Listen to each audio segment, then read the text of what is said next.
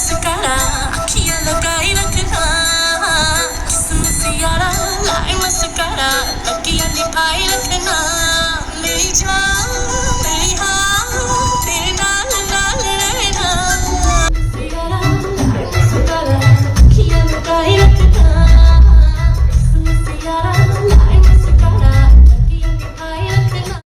High everyone, welcome to day 11 what are each and a series. আজকের ব্লগটা একটু অন্যরকম হতে যাচ্ছে। সো ব্রেকফাস্ট করে আমি চলে গিয়েছিলাম মে বাপস আউঙ্গা দেখতে। বেসিক্যালি আমরা তিনজন একসাথে মুভিটা দেখেছিলাম, তো এখানে কি খেয়েছিলাম তাই তোমাদের সাথে শেয়ার করবো। প্রথমেই আমরা নিয়েছিলাম পপকর্ন, যা ছাড়া তো মুভি দেখা ইনকমপ্লিট। তারপর নিয়েছিলাম কফি, তারপর নিয়েছিলাম একটা ভেজ স্যান্ডউইচ।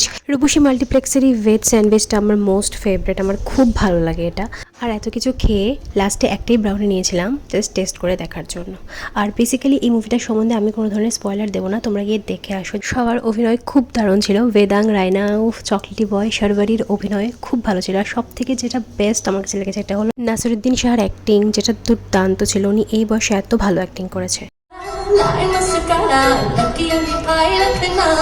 এই গানটা তোমার দারুণ লেগেছিল। আর স্পেশালি বেদাং রায়নার ভয়েসের যে লাস্ট পার্টটা দারুণ ছিল। আর রেহমানের প্রত্যেকটা সং ডিটেলিং খুব সুন্দর ছিল। যাই হোক, বাড়িতে এসে সন্ধ্যার সময় ছোলার এই স্যালাডটা খেয়েছিলাম। আর রাত্রে ছিল পমফ্রেট মাছের এই ফ্রাইটা। আমার না পমফ্রেট মাছ খেতে খুবই ভালো লাগে। আর ছিল চুবই, আর ছিল ডালটা তোমাদের সাথে শেয়ার করা হয়নি। সো এটা দিয়ে ডিনার করলাম। আর আজকের ব্লগটা একটু অন্যরকম ছিল। So that's it for today. ভালো লেগে থাকলে please like, share, comment and subscribe to my channel. Till then tata, good bye.